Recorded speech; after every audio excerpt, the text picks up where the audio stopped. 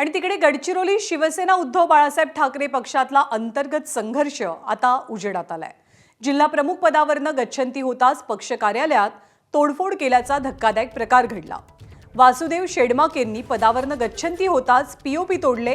इतकंच नाही तर टेबल, खुर्च्या, पंखे, एसी, बल्ब सुद्धा काढून नेले। गडचिरोली जिल्हा प्रमुख पदासाठी नव्या नियुक्त्या जाहीर होताच हा वाद उफाळून आला।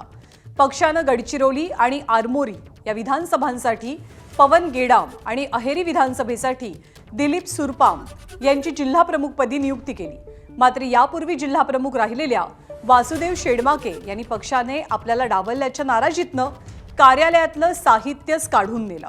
आता या प्रकरणावरती पक्ष नेतृत्व कोणती भूमिका घेणार आणि संबंधितांवरती कारवाई होणार का याकडे लक्ष लागून आहे।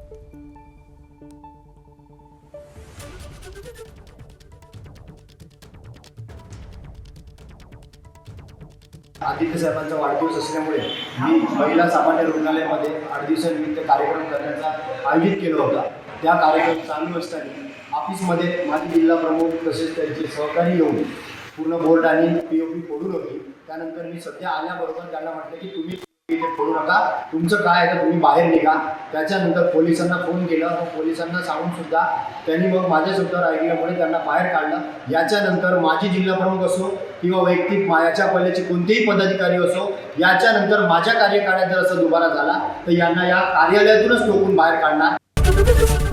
एबीपी माझा, उघडा डोळे बघा नीट।